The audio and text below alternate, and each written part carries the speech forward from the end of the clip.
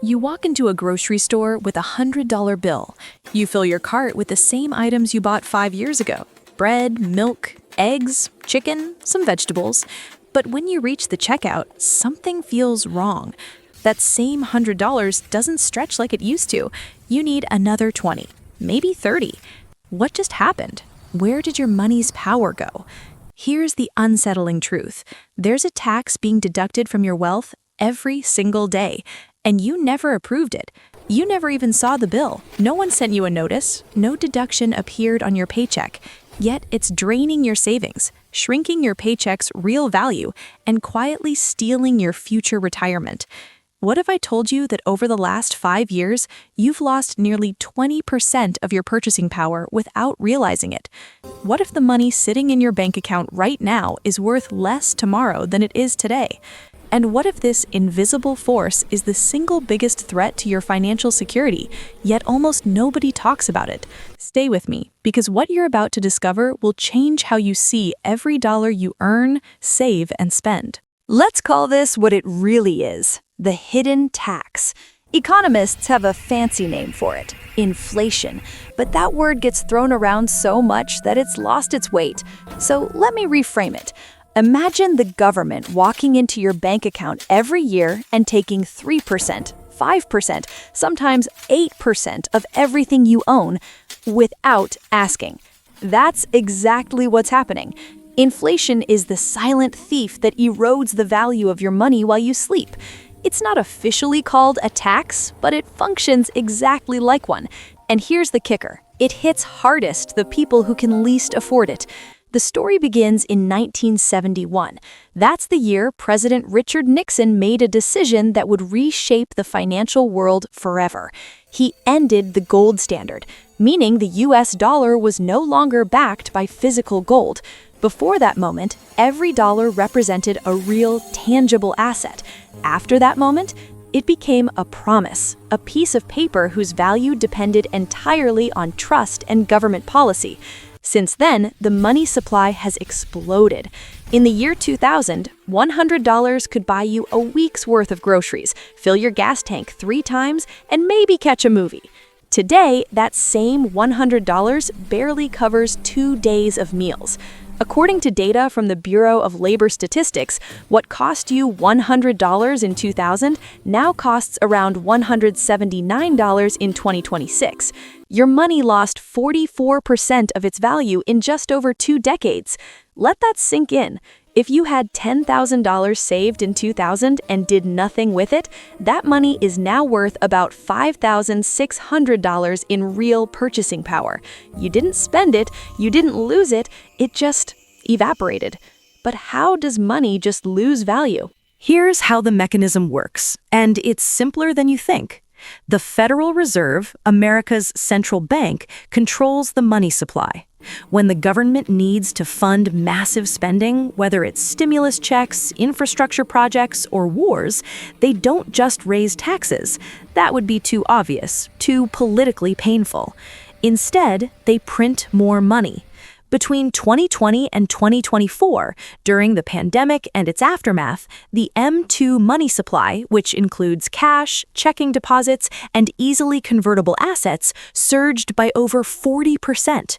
40% more dollars flooding the economy in just 4 years. Now, imagine you're at an auction with 10 people and there are 10 rare items for sale. Everyone has $100. Prices stay reasonable. But suddenly, the auctioneer hands everyone an extra $100. What happens? Prices double. Not because the items are more valuable, but because there's more money chasing the same goods. That's inflation in a nutshell.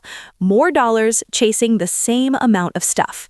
And every new dollar printed dilutes the value of the ones already in your pocket. The government tells you inflation is around 3% per year, but does that match your reality? When you go to the gas station, the grocery store, or try to rent an apartment, does it feel like just 3%? According to independent analyses, the real cost of living for average Americans has increased far beyond official inflation numbers. Housing costs are up over 30% since 2020 in many markets. Grocery bills have jumped 25% or more. Energy costs have swung wildly, with some regions seeing increases of 40% or higher during peak periods. The official Consumer Price Index uses calculations and adjustments that many economists argue understate the true impact on working families. Here's where it gets darker. This isn't just about expensive groceries. Let's break down what you're actually losing across every part of your life. Housing, the biggest expense for most Americans, has become unaffordable for an entire generation. The median home price in the U.S. was around $165,000 in 2000. By 2026, it surged past $420,000 in many markets. Wages haven't kept pace. The median household income in 2000 was about $42,000. Today, it's around $78,000. Sounds like a raise, right? But when you adjust for inflation, your real income has barely budged. In some cases, it's actually gone backward. Let's talk food. A gallon of milk cost about $2.79 in 2000. Today, it's closer to $4.50. A dozen eggs? Under $1 in 2000, now averaging $3 to $6 depending on the season. Ground beef, chicken, bread, everything has doubled or tripled. You're earning more on paper, but buying less in reality. Education costs have exploded beyond inflation rates. College tuition has increased over 170% since 2000, far outpacing general inflation. A degree that cost $40,000 20 years ago now costs over $100,000. Student loan debt has become a generational burden, with Americans collectively owing over $1.7 trillion. And here's the most terrifying part: your retirement. Let's say you're 35 years old today with $50,000 in a savings account, planning to retire at 65. If inflation averages just 3% per year, the so-called target rate, that $50,000 will have the purchasing power of only $20,600 in 30 years. You didn't spend a penny, but you lost 59% of its value.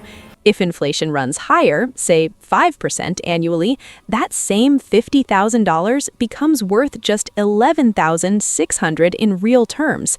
The compound effect of seemingly small percentages creates massive, life-altering losses.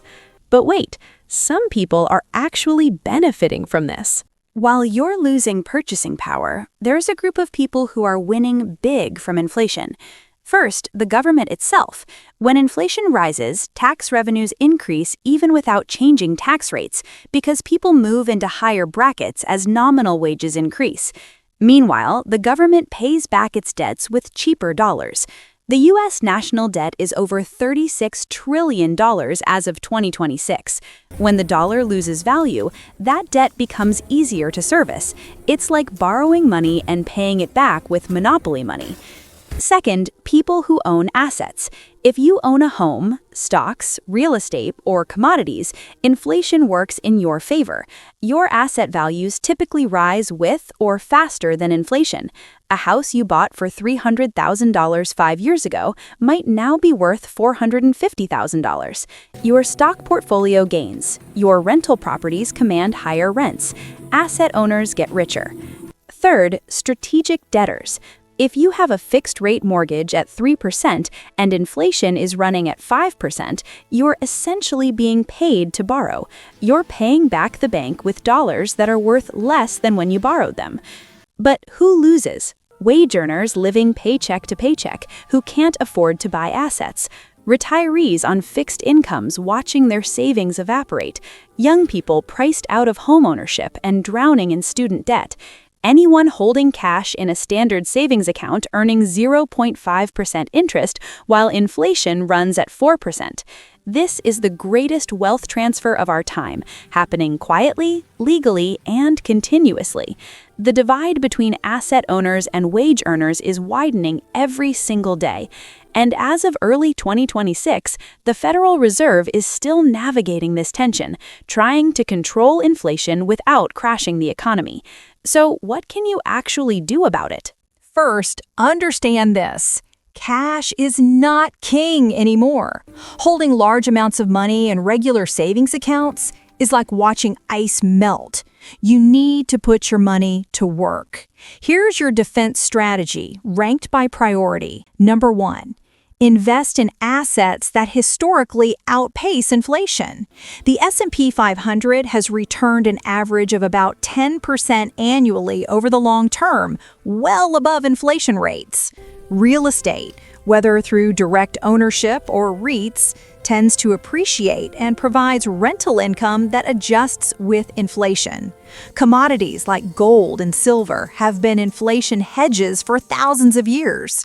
You don't need to be rich to start. Index funds, fractional shares, and real estate crowdfunding platforms have made investing accessible to everyone. Number 2. Take advantage of inflation-protected securities. The U.S. Treasury offers I-bonds, which adjust their interest rates based on inflation. As of 2026, they're one of the safest ways to protect your savings from erosion. TIPS, or Treasury inflation-protected securities, work similarly. Your principal adjusts with the Consumer Price Index. Number 3. Adjust your retirement planning. The old 4% withdrawal rule assumes historical inflation rates. With today's volatility, many financial planners recommend a 3 to 3.5% withdrawal rate to ensure your nest egg lasts. Run your numbers with higher inflation assumptions. Better to be conservative now than broke later. Number 4. Build multiple income streams. Relying solely on a salary is increasingly risky. Side hustles, freelancing, rental income, dividend stocks. Diversify how money flows to you.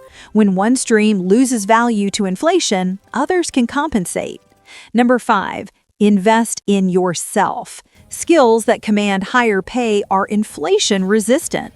Certifications, education, networking. These increase your earning power faster than inflation can erode it.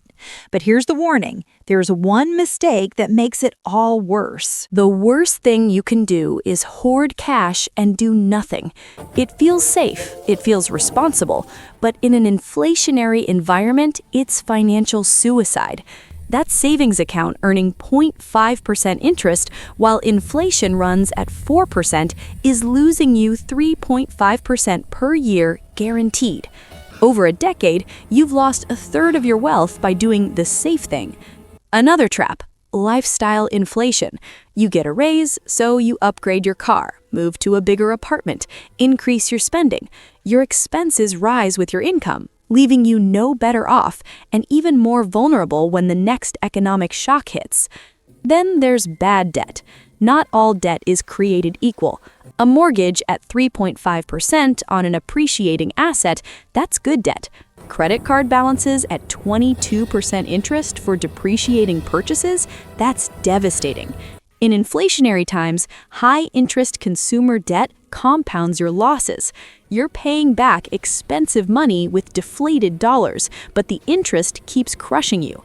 Understanding the difference between debt that builds wealth and debt that destroys it could be the most important financial lesson you ever learn. So where does this all lead? As of 2026, the Federal Reserve has been trying to thread an impossible needle, control inflation without triggering a recession. Interest rates have been volatile, economic growth has been uneven, and global uncertainties from geopolitics to climate change continue to pressure prices. History shows us that inflation comes in cycles. The 1970s saw stagflation, high inflation combined with stagnant growth. It took aggressive interest rate hikes in the early 1980s to break the cycle, but it caused a severe recession. The 2020s echo some of those patterns. Will we see a repeat? No one knows for certain. But here's what history also teaches us. Those who understand money's nature survive and thrive. Those who don't get left behind. The hidden tax will always exist in some form. Governments will always have incentives to manage money supply. The question isn't whether inflation will happen, it's whether you'll be prepared for it. Knowledge is your first line of defense. Understanding how money loses value, where to protect your wealth, and how to make strategic decisions gives you power. You can't control the Federal Reserve's policies. You can't stop the government from spending. But you can control what you do with your money. You can choose assets over cash. You can choose growth over stagnation. You can choose financial education over ignorance. Here's my final question for you. If your money is guaranteed to lose value over time, what are you going to do about it today? Not tomorrow, not next year, today. Because every day you wait, that hidden tax is working against you. The invisible hand is reaching into your pocket right now. Will you let it take everything, or will you fight back? Subscribe to this channel for more insights that actually matter to your financial future.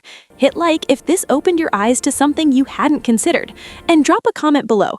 What's your biggest worry about inflation, and how are you protecting yourself? Let's learn from each other. Because in a world where money loses value by design, the only way to win is to stay informed, stay strategic, and stay ahead.